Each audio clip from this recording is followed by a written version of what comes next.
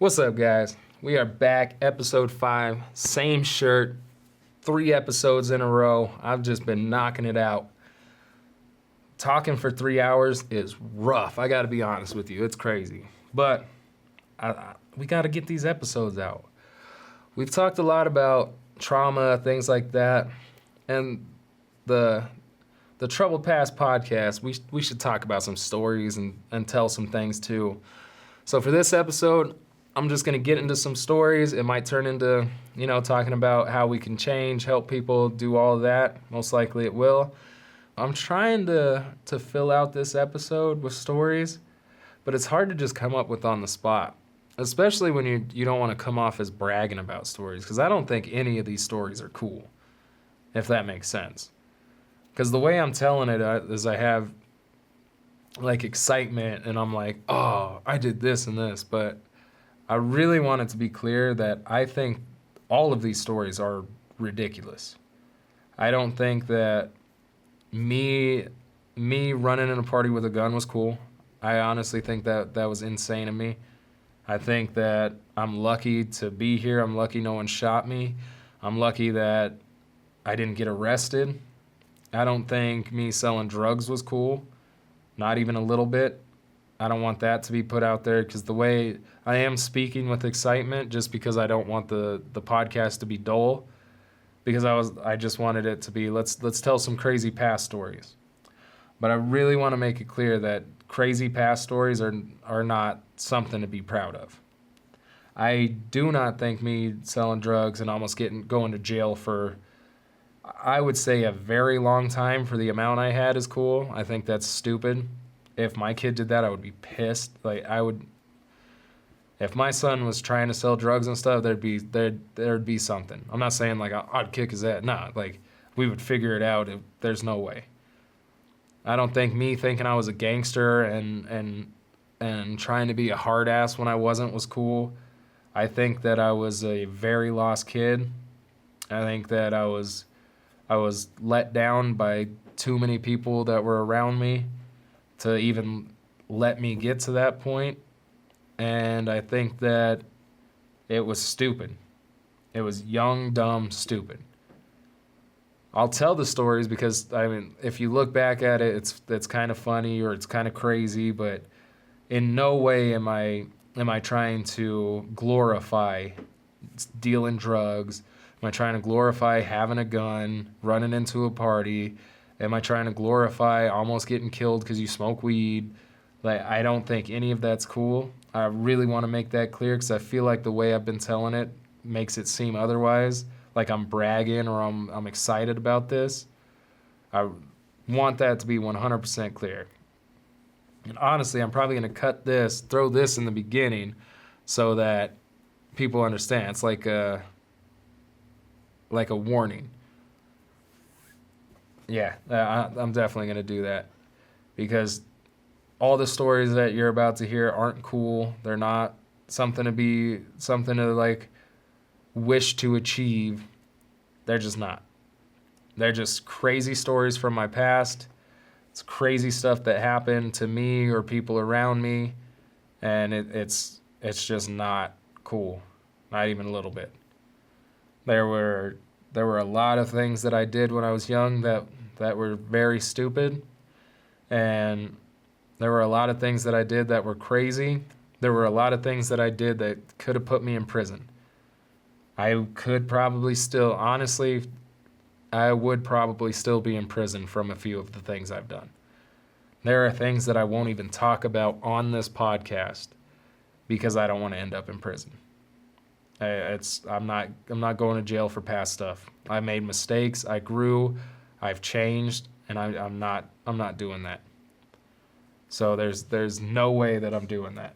But I'm not trying to glorify any bad behavior. I tell my son that too, because he'll have me tell him crazy stories from my past, and I have to tell him all the time, just because I did this, I don't want you to think it's cool and think that this is something you should try to be or you should try to do. And he always tells me, Dad, do you think I'm dumb? No, I don't think you're dumb, but I think you're young. I think you're young, you're impressionable, you might hear something that you think is cool, and you might be like, oh, well, dad did it. I'm going to try this, or, and definitely don't want anyone younger looking up to the bad parts of me. I want people to see the bad parts of me and decide that they're going to be better and just be like, wow, that's crazy. I can't believe that happened. Not like, wow, that's crazy. I want that to happen. Because for some reason, that's who I was as a kid. I was the kid that was like, oh, I love gangster movies. I wanted to be a mafia guy so bad. I don't know why, but I wanted to be in the mafia so bad. I used to even lie to people and tell them I was Italian. And I was like, I'm going to get a tattoo, FBI, full-blooded Italian. I'm not Italian. No, I'm a Swiss Viking. Like, Swiss Viking, there's some German in there, maybe some Russian, but yeah, definitely not Italian. But I would always lie. Like, there was something about that image or those gangsters that I wanted to be. I think it was just because I wanted to be tough. I wasn't tough. I was scared. I was a scared little boy who just wanted to be a big man. And I think that was a big part of my problem, is I was a scared little boy. Even when I was teenager, middle schooler, I was still just a scared little boy that went through trauma, and I was just scared. And I wanted to be what I thought was the toughest thing yet, or the toughest thing possible. And to me, the toughest thing possible was the gangsters. The ones in the movies that didn't take no shit. They weren't scared of anything. They weren't afraid to die. They weren't afraid of anything. And the little boy in me wanted that as protection. That was my safeguard. I'm not a scared little boy. I'm a big, strong, tough man. And I wasn't. I wasn't at all. I am now, but I wasn't then. I wish that I looked up to who I am now when I was a kid. But again, then I wouldn't be where I'm at. So in no way are the stories that are about to follow meant to glorify anything. They're not meant to make it seem like I'm proud of them. And they're not meant for people to look up to. They're just meant to be crazy stories that are just some crazy stories. Like, wow, that's nuts. So, the following stories, I'm not promoting anything. I don't want anybody to think this is cool. I don't want anyone, even though the way I tell them is like in an excited voice, just because I'm trying to make it not boring and exciting. I want everybody to understand that the following stories are not supposed to be looked up to. I am not proud of these. I am not even in the slightest. I was a stupid, young, dumb kid. Please don't be as dumb as me. Look at them as warnings. Look at it as just entertainment and just enjoy the story. And if you have any type of stories you want to tell, if you've got crazy past stories, you've got crazy past trauma. Well, drama or trauma. If you got either of those from the past and you want to get your story told, you want people to hear it, shoot me a message, write a comment. We'll get in contact. We'll figure it out. We can do Zoom. We can figure something out. But again, I'm not glorifying any of this.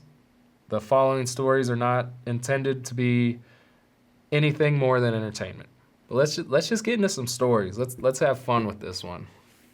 Let's start with when I was 15 years old. Me and my he's not really my brother, but my brother Vince, we were in a drive-by.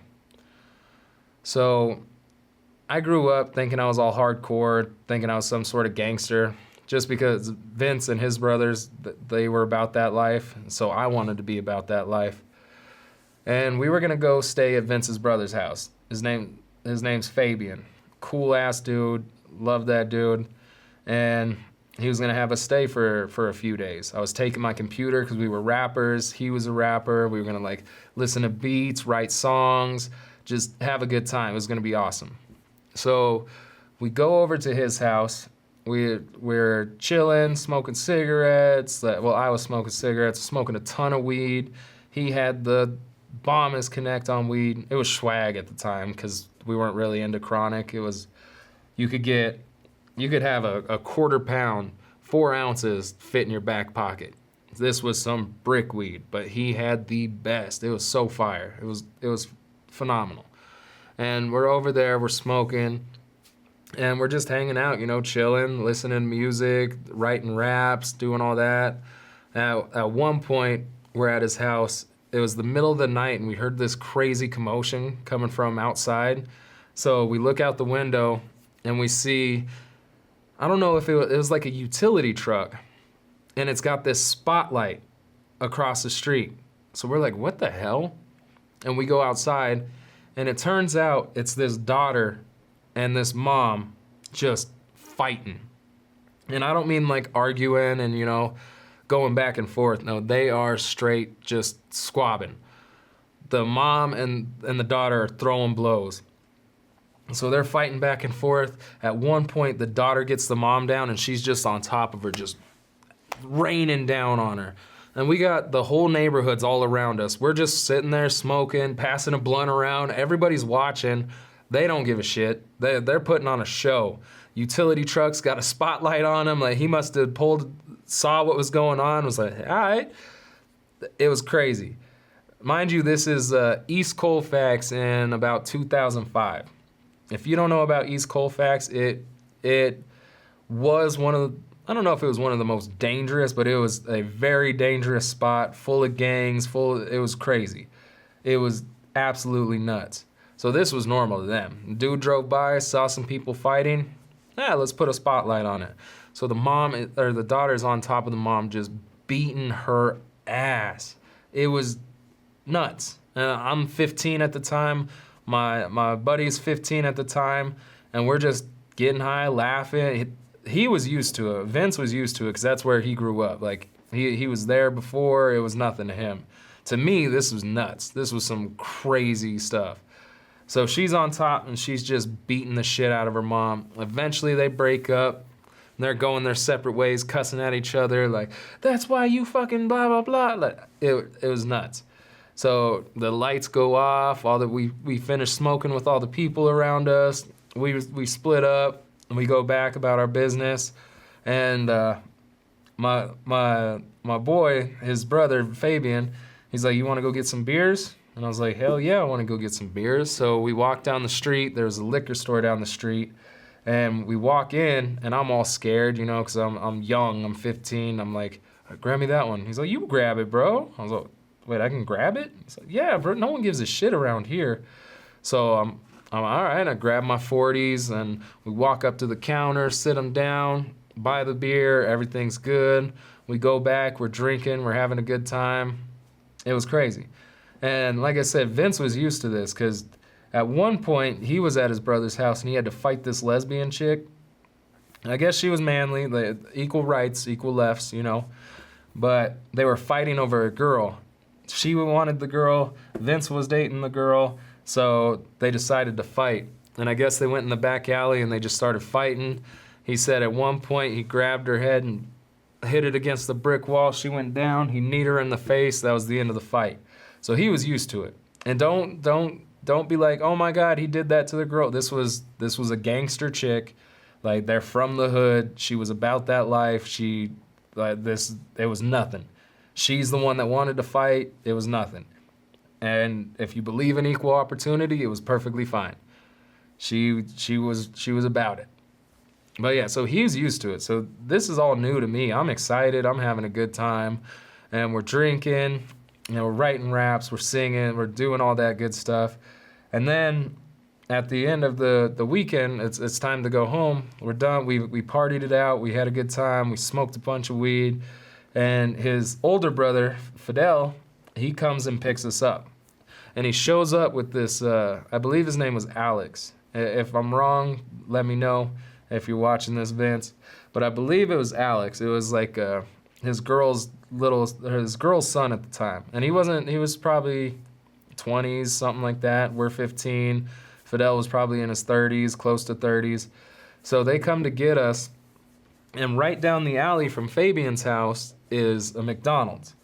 So Fidel's all, you guys want something to eat? You hungry? And we're like, hell yeah. And I was fat, so I could always eat. I was ready. I was like, oh shit, McDonald's, bro. We getting McDonald's? All right. A little happy dance. A little happy dance. So we go to McDonald's, and we all get out, and we're walking up to the door, and I think his name was Alex. We're gonna call him Alex for the story. And then Fidel and Alex are in front of us. Me and Vince are in the back, and Alex notices these chicks in this car that are going through the drive-thru, and he's hollering at them like, "What's up, girl? How you doing, sexy? What's up, ma?" And two dudes come out of the car. Like, to me, they look big, but again, this is the hood. They don't give a shit about size. They don't care about nothing. This is how they do things. So these two dudes come out, and they're talking shit. They're yapping. They're like, "Yo, bro, you trying to holler at our girls? What's up, bro? You want something? Let's fucking get some." And Alex is like, "Oh, fuck that. You want it? Let's get it, bro. I'll beat your fucking ass. Come on, Fidel. Let's beat the fuck out of these dudes. We can handle these dudes. Let's get them." And Fidel's all, "Nah, bro. I don't want to do none of that. Like, I got my brother and his friend with him. Like, we don't need to be having no problems." "Nah, fuck that, Fidel. Fuck you, pussies. You want to fucking bang? Let's fucking bang."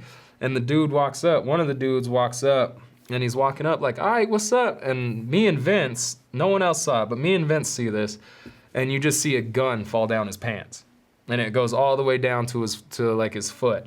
And he reaches down, he grabs it, and he's like holding it and like trying to pull it up his pants. And he's like kind of walking weird back to the car. And he's all, "All right, bro, we'll see you in a bit. Don't fucking worry. We'll see you in a second, dog." And he's like, "Yeah, you better run, you fucking pussies." So, God, I'm gonna get demonetized. This ain't getting monetized at all. I don't even, monetization, who cares? So they get back in their car and they take off. And Fidel's a little worried because, this is Colfax in 2005. You die over here very easily. So Fidel's worried, and instead of getting McDonald's, he goes, "Hey, bro, let's run back to my brother's and see what he thinks we should do." So he's like, "All right." So we all get back in the car. And we head over to Fabian's, the middle brother. So it goes Vince, Fabian, Fidel. So big brother ran to the little brother. We always joke about that. Or we used to always joke about that. Big brother running to little brother. So we go to Fabian's. Alex and Fidel get out of the car. They knock on the door. Fabian comes out, and they're just like talking with him. And me and Vince are in the back seat, and I got my computer between us, and we're just chilling. And all of a sudden, we look over, and the same car, of course, same dudes, but they got like bandanas over their face and stuff. Like the same car, GTA style, straight up, comes pulling up. The driver's got a gun out the window. The passenger's sitting up top. The chicks are gone at this point. The passenger's sitting up on the door with two guns, and like they had us dead to rights. Literally, we're parked here. They're coming up right here. So all they had to do was just stop, fire in the car. They've got all three of them right there that literally could have killed us all, and it wouldn't have even been hard. It would have been like shooting a fish in a barrel. But they come pulling up. We look over. Me and Vince see it. Vince is like, "Get down." Those three scatter. I think Fabian runs inside, shuts the door. And Vince is like, "Get down." So I get down. I'm like laying between the back seat and the front seat, and I'm trying to like pull my computer over me to use as a shield just in case. Like it wouldn't have saved me. But I'm trying to like do that. Vince laughed about that afterward. He's like, "Bro, you were scared. You were like, hell yeah, I was scared, bro." Yeah. So you were trying to put your computer over you, and yeah, I was terrified. So they go, everyone scatters. And then we see the car go past. Vince is like, "Get out, we gotta go." So we open the door, and then as we're getting out, we see the car flip around so it can come back. And me and him take off running. We go to the apartment to where it's locked. Fabian says it wasn't locked, but it was locked, bro. It was locked. Maybe by accident it got locked, but I would have locked the door too. We're all, "Why'd you lock us out?" So it's locked. Vince is like, "Let's go." He jumps the fence. I'm all fat, so I barely jump the fence. And then we have to jump another fence, and then we make it to the alley, and we just hide. And then all they did was creep back by and took off. I don't know why they didn't shoot. I joked because I was like, bro, it's because they didn't want to kill a blonde-haired white kid. Like, that would have been some shit. Colfax, you kill everybody else, it is what it is. But You kill the white kid with blonde hair, it's gonna be all over the news. It's gonna be some big ordeal. They're going to jail. And because we would always joke about that. Like, I knew what white privilege was, and we would always just joke about it because I always hung out with Mexicans, black dudes. Like, I never really hung out. There was a couple white kids I hung out with, but I never really considered myself white. And I would joke about that. But I really think it's because they knew Fabian, because a couple days later, Fabian was like, yeah, I know who it was. It's all good. So I'm guessing they pulled around, saw Fabian, was like, oh, that's the homie. And then was like, let's just leave it alone. But thank God they didn't shoot. I wouldn't be here. None of us, they literally had us dead to rights. There was nothing we could have done about it. It was crazy.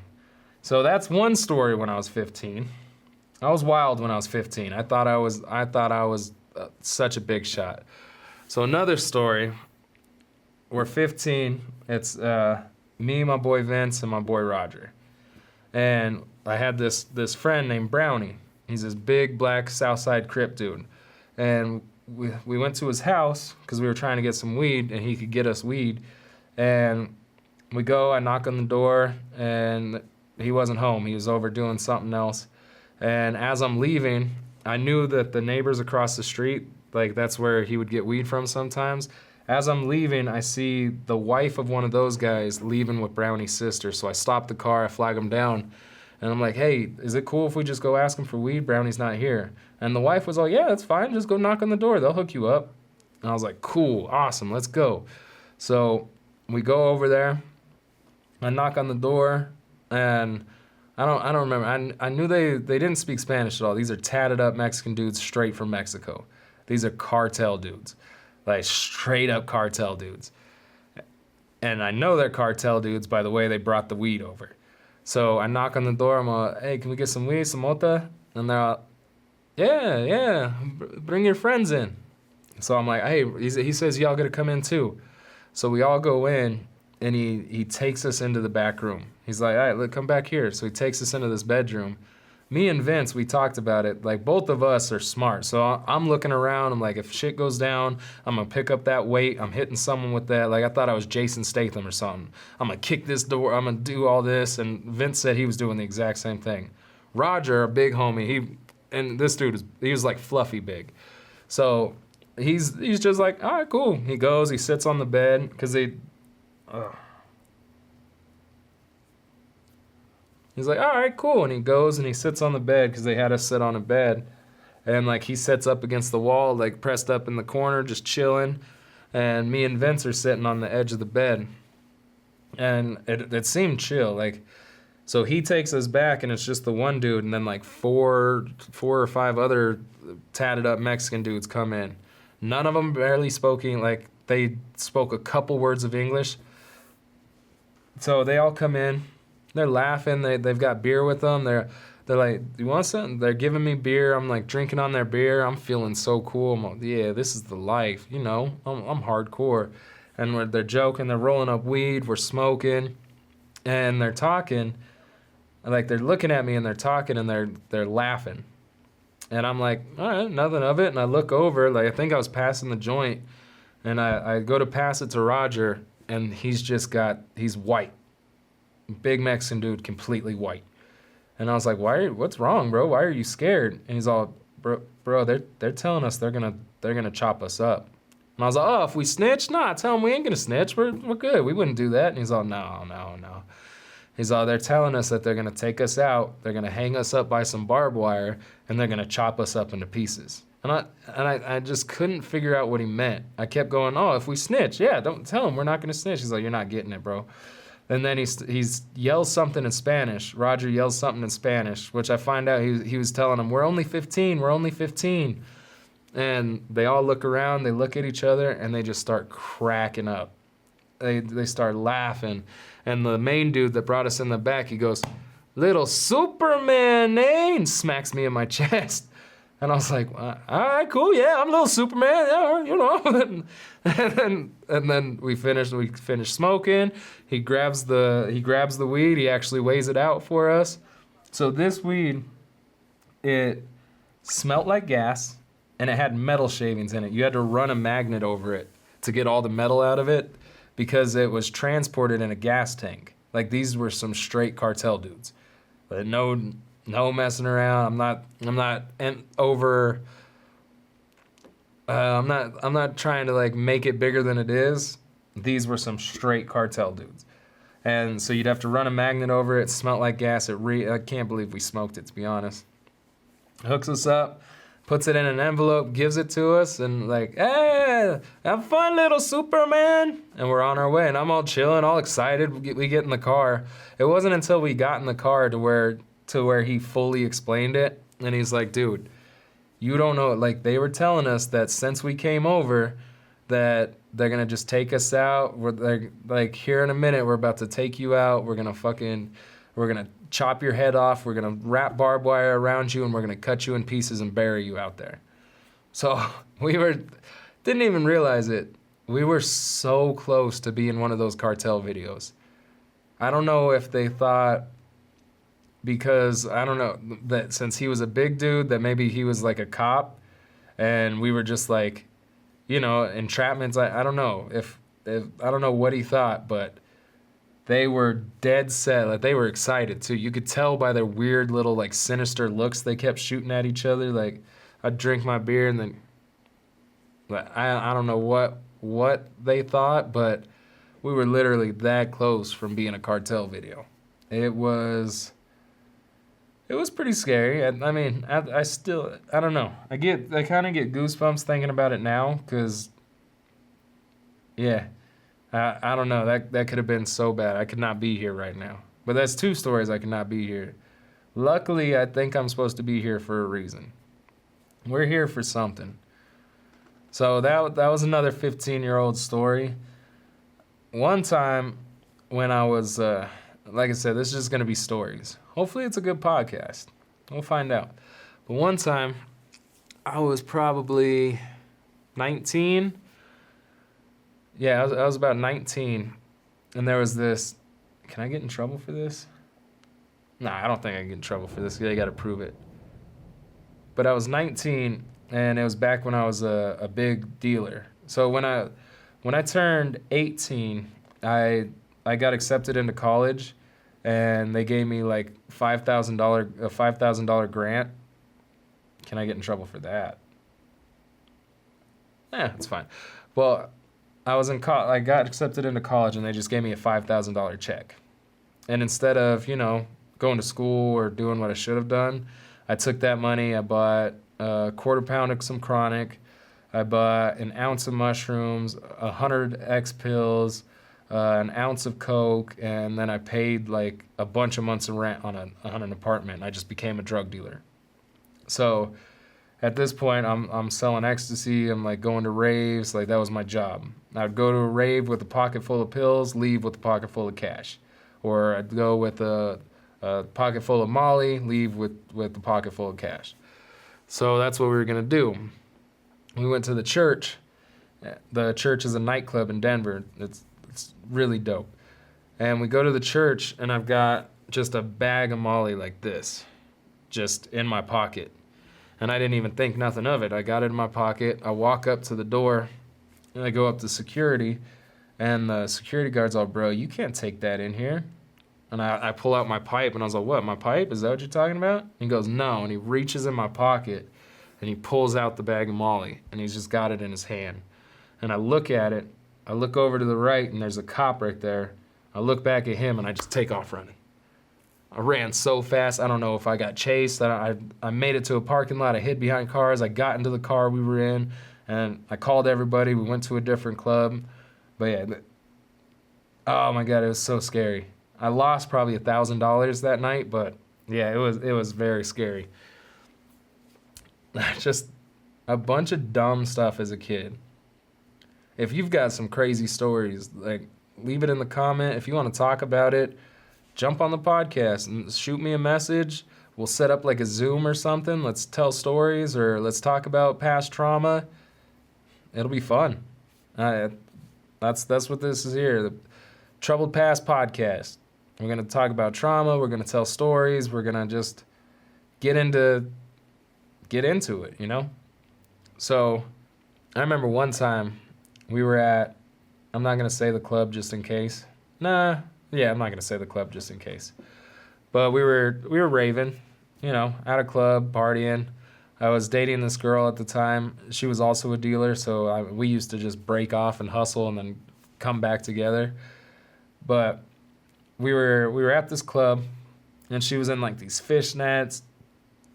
She was dressed, like a raver, and we're walking, and I'm a few steps behind her. Probably like 3 feet or so behind her, just watching her walk, like enjoying the show. And she's walking in front of me. We're upstairs, and this is the second loudest sound system in America, or it was at the time. And all of a sudden, I see this dude just walk up behind her and just grip her butt. And she like turns around, pushes him, and I walked up and just boom. I hit him so hard it sounded like a gunshot. Everybody like turned around. It was louder than the system, and the dude just spaghetti legs against the wall and just crumpled. And all I know, I stood there, I waited for a second, she looked at me and she said, "We gotta go." We ran downstairs, I started dancing, trying to play it off, and she's all, "No, we gotta get the fuck out of here." And we take off, we leave the club. I'm not sure what happened. I'm pretty sure he was fine. He was asleep. But yeah, I cleaned that dude out. Again, I am not glorifying any of it. Well, if you walk up and grab some girl's butt that you don't know and you're basically committing a sexual assault, yeah, you kind of deserve to get popped in your mouth. This one I might be glorifying a little bit.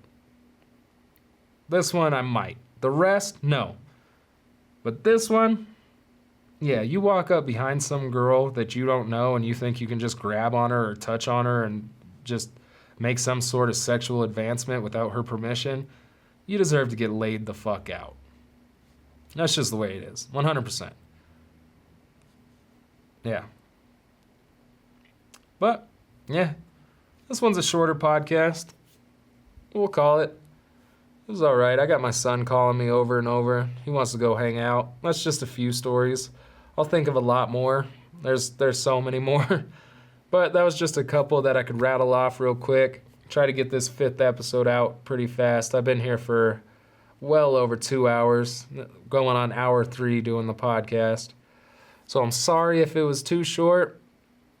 If you liked it, hit subscribe, hit follow, leave a comment. If you want to get on the podcast and tell some of your stories, let me know. You can comment below. You can message me. You can email troubledpastpodcast@gmail.com. Whatever you want to do. We'll figure it out. We can Zoom. We'll do something. Yeah, all right. Hope you enjoyed the stories. Again, I'm not glorifying anything except for the guy that grabbed butt and got knocked out. He deserved every second of that. Other than that, I was young, dumb, acting out. I should have had people stop me from doing it. Luckily, I didn't, because I'm here today to tell my story and to try to change the lives of others. Hopefully, we can save some kids from going down the same path. But yeah. I'll see you guys on the next one. Episode 6. We are running through them. All right. I love you guys. Thank you.